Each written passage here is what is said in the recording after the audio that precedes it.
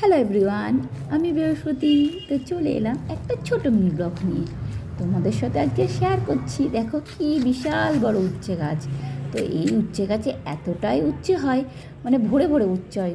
তো আজকে আমিও একটা উচ্ছে নিলাম, কারণ হচ্ছে প্রত্যেক দিন ভাবি উচ্ছে ভরে হয়, আমি একটাও পাই না, কেউ না কেউ নিয়ে নিই। তো আজকে আমার চোখে পড়লো একটা উচ্ছে, তো আমি নিলাম। কিন্তু উচ্ছে প্রচুর হয়, ছোট ছোট, বড় হওয়ার সাথে সাথেই সবাই নিয়ে নেয়।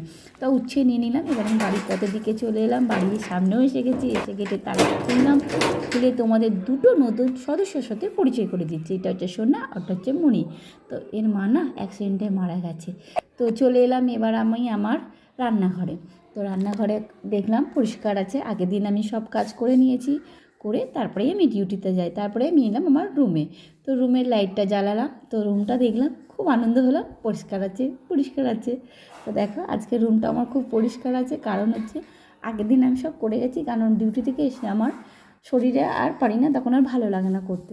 তো সেই কারণে রুমটা থেকে আমি খুব খুশি হলাম। না, আমার রুমটা আজকেও পরিষ্কার আছে। দেখো আমার মুখটাও কত খুশি খুশি। না, পরিষ্কার রেখেছি রুমটা। তো ওটা হয়ে গেলে এবার ভাবলাম কী রান্না করবো। তো বাড়িতে ডিম ছিল, তাই ভাবলাম ডিমের কষা করে নিই। আর আগের দিনে আমার মিক্স রাইসটাও ছিল বাড়িতে, তো সেটা বার করে রেখে গরম করে রেখে দিলাম। তো ডিমের কষা, ডিমটা ভেজে নিলাম। তো দেখো কতটা সুন্দর লাগছে না। এবার আমার ডিমের কষা হয়ে গেল। রাইসের সাথে ডিমের কষা খেতে খুব ভালো লাগে না? সেটা সবারই ভালো লাগে, আমার তো খুব ভালো লাগে। তো সবাই অনেকে চিকেনের সাথেও খায়, তো আমি রাইসের সাথে ডিমের কষাই খাচ্ছি।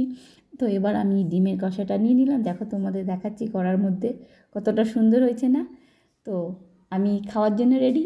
তো তোমরা ভালো থাকবে, সুস্থ থাকবে। আমার ভিডিও যদি ভালো লাগে লাইক শেয়ার